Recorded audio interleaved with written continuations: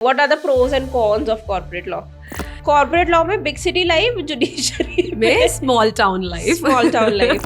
आई think initial placement में tag of university matters a lot, क्योंकि आपका एक बार इनिशियल प्लेसमेंट होगा, उसी के बाद योर ट्रैजेक्टरी और your salary will increase, right? The corporate ladder is easy to climb. Some of my friends, they started at 30,000 a month. Yeah, and are somewhere like 4 lakhs a month. yes.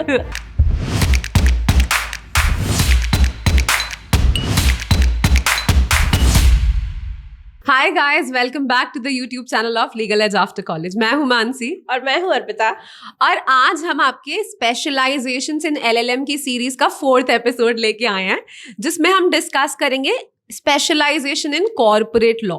तो इसके बारे में हम थोड़ा ma'am से जानते हैं। Ma'am, क्या सबसे पहले तो स्पेशलाइजेशन इन कॉर्पोरेट लॉ कैसे होता है, क्या होता है उसमें, ये बताइए थोड़ा सा।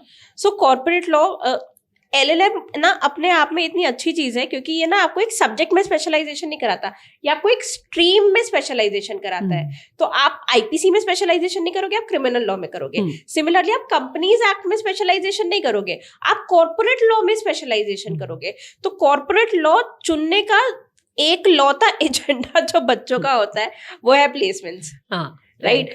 क्यों प्लेसमेंट्स? क्योंकि प्लेसमेंट्स मतलब I think national law university ने शायद ये कल्चर बनाया है कि अगर आप बहुत अच्छा कर रहे हो एंड तो आपके पैकेजेस बहुत हाई जा सकते हैं। तो वो जो ड्रीम दिखाया है उस कॉर्पोरेट लॉयर वाला ड्रीम, एग्जैक्टली तो वो ड्रीम अचीव करने के लिए लोग कॉर्पोरेट लॉ में स्पेशलाइजेशन करते हैं। पैकेजेस क्योंकि बहुत अच्छे होते हैं, नो डाउट। दूसरी चीज, the corporate ladder is easy to climb. मतलब ऐसा है कि स्टार्ट भले ही आप बहुत कम से करो, है ना, होता है। मतलब my some of my friends, they started at 30,000 a month. Yeah, and are somewhere like 4 lakhs a month. yes, right. So and मतलब वही कि within these 4-5 years only. Yes. तो 4-5 साल में they went from this to this. तो ये वाली सीढ़ी चढ़ने के लिए you have to start somewhere. And आपको कोई कॉर्पोरेट फर्म में लेगा क्यों, आप ये भी समझो। या तो आपकी इंटर्नशिप्स हो बहुत सारी, है ना, या फिर आपका स्पेशलाइजेशन हो, और आपका नॉलेज हो कॉर्पोरेट लॉ में स्ट्रॉन्ग। एग्जैक्टली। तो उस कॉर्पोरेट नॉलेज के बेस को स्ट्रॉन्ग करने के लिए ही लोग कॉर्पोरेट लॉ में LLM करते हैं, ठीक है। अब ये जो LLM है इसका एक एजेंडा तो मैंने बता दिया, लेकिन ये भी है इसमें कि कई लोग जेन्युइनली बहुत इंटरेस्टेड होते हैं कॉर्पोरेट लॉ में। हाँ, जैसे कि तुमने देखा होगा सूट्स में Mike and Harvey Spectre,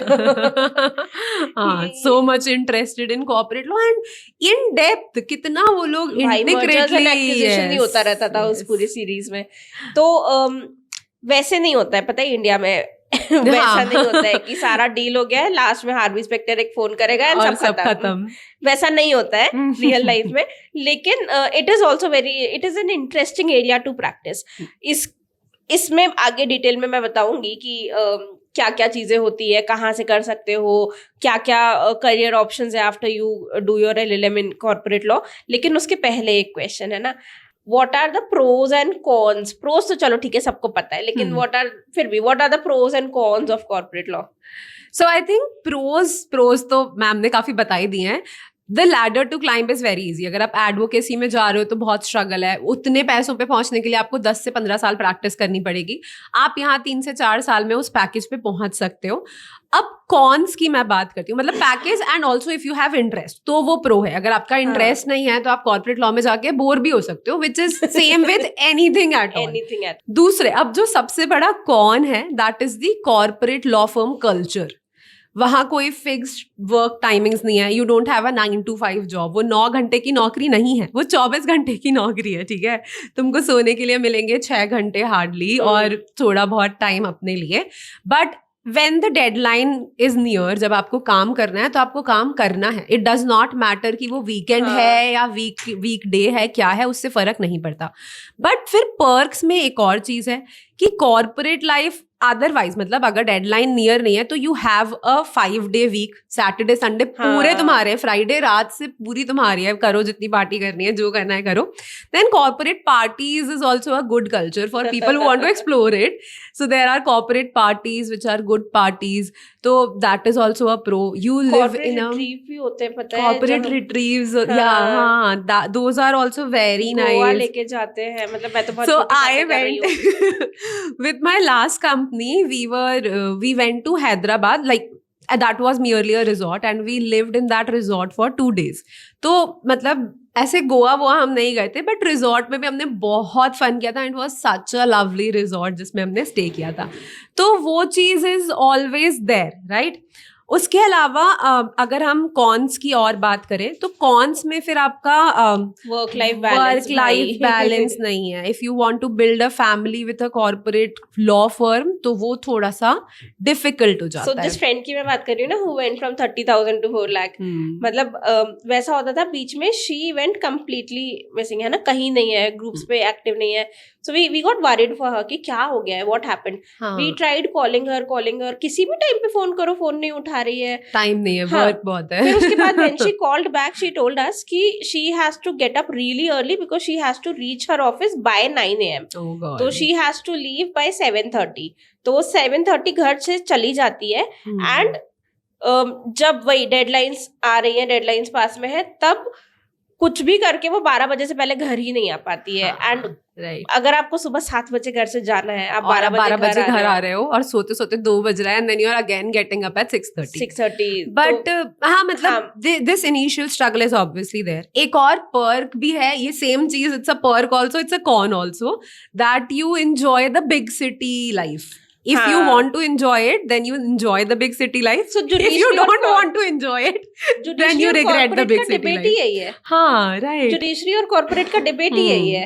corporate law में बिग सिटी लाइफ, जुडिशरी में small town life. But with work life balance. Yes, slightly.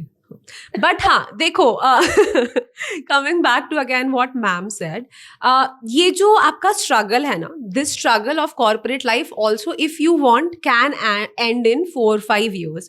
क्योंकि 4-5 साल तक आपने ये स्ट्रगल किया, you go to a good package, position पे चले जाते हो, आप मैनेजरियल पोजीशन पे चले जाओ या आप इन हाउस चले जाओ. हाँ, क्योंकि कॉर्पोरेट लॉयर्स के लिए in house is a very good option. very lucrative option. That after 5 years of experience you can switch to in house.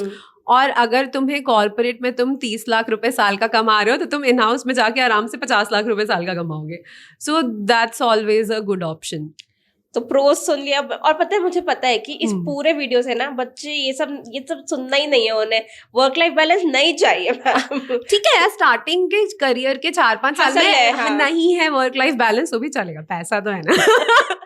See, then ultimately it's for you to decide, right? If work life balance is something which you cannot let go of, तो फिर corporate law is not the field you should choose. लेकिन ऐसा भी नहीं है, मतलब कुछ career options तो ऐसे हैं जहाँ पे जैसे corporate litigation में जैसे insolvency litigation आ जाता है. यहाँ पे ऐसे तुम्हें इतना वो नहीं करना है कि तुम 4 घंटे सो रहे हो और तुम 20 घंटे ऑफिस में हो. Easier options मिल सकते हैं, but starting के I think being a graduate, fresh graduate, कुछ सालों का हसल अगर आप कर भी रहे हो तो वो एक बुरी चीज तो नहीं है. आप फैमिली तो वैसे भी मतलब ग्रेजुएट होने के 4-5 साल बाद ही बिल्ड करोगे ना, तो तब तक थोड़ा हसल कर लो. I mean that's all right.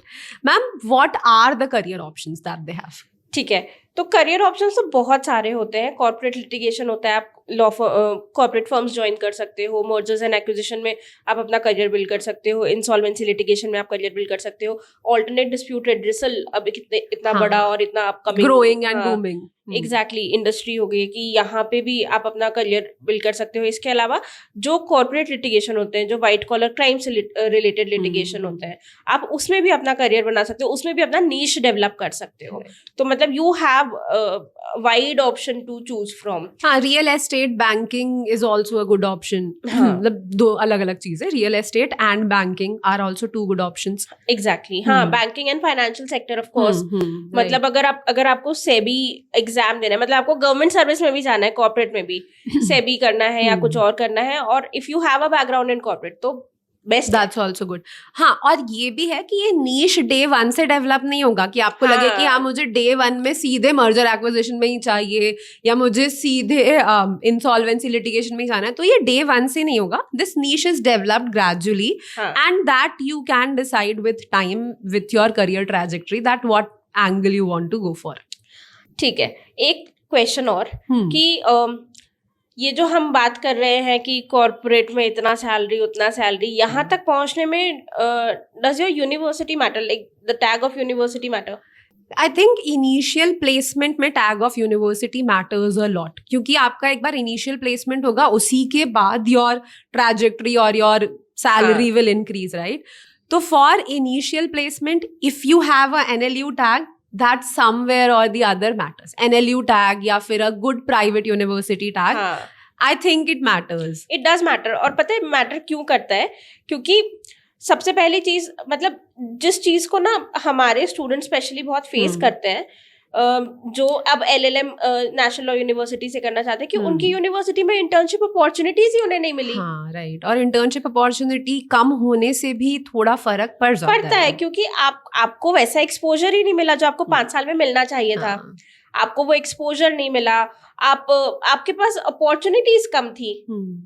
मतलब कई कॉर्पोरेट फर्म्स ऐसी होते हैं जो यूनिवर्सिटी के नाम देख के आपको इंटर्नशिप दे देते हैं। और PPO जो हम बोलते हैं, हाँ, वो भी आपको इंटर्नशिप्स के थ्रू ही मिलता है। तो उस चीज की लैक की वजह से अगर मतलब if your university is not a very good, you will honestly know yourself कि आपकी यूनिवर्सिटी कैसी है। I mean we don't need to take names of universities, but अगर आपको लगता है कि आपकी university is not one such university जिसने आपको ऐसे एक्सपोजर के लिए रेडी करा है, तो एटलीस्ट LLM के थ्रू आप अपनी CV बिल्ड करके एक NLU का नाम ऐड कर सकते हो। अग्रीड।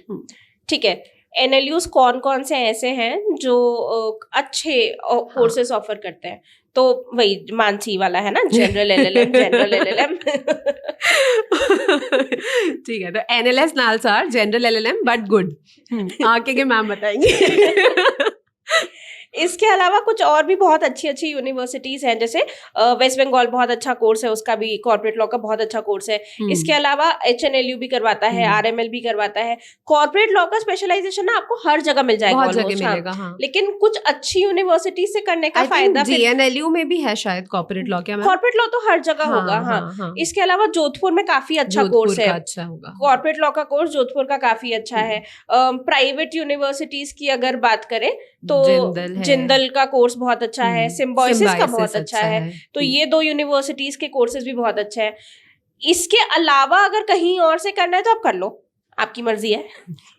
हाँ, मतलब लेकिन वो जो यूनिवर्सिटी वाला पुश है ना, बस वो नहीं मिलेगा। वो टारगेट तो आप करो एटलीस्ट टॉप 10 NLUs, और फिर ये 2 private universities are good options. But फिर मतलब if you want to do it just for the sake of NLU, फिर आप कहीं से भी कर सकते हो। हाँ, फिर कहीं से भी कर लो, फिर कोई इशू ही नहीं है। क्योंकि पता है मतलब बात वही है कि अगर कोई हेल्प कर देता है तो थोड़ा पुश मिल जाता है करियर को, लेकिन अगर कोई हेल्प नहीं भी करने वाला है ना, तो ये करियर डज नॉट स्टॉप। आप खुद मेहनत करते हो, खुद अपने आप को पुश करना है। You are not getting that external push, you have to push yourself. ठीक है, तो आई होप इस वीडियो से कॉर्पोरेट लॉ के स्पेशलाइजेशन के बारे में काफी चीजें क्लियर हुई होंगी। अगर क्लियर हुई है, वीडियो अच्छा लगा है तो subscribe now, right now, like and share also.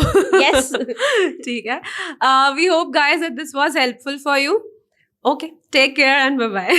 Like, share, subscribe and bye-bye.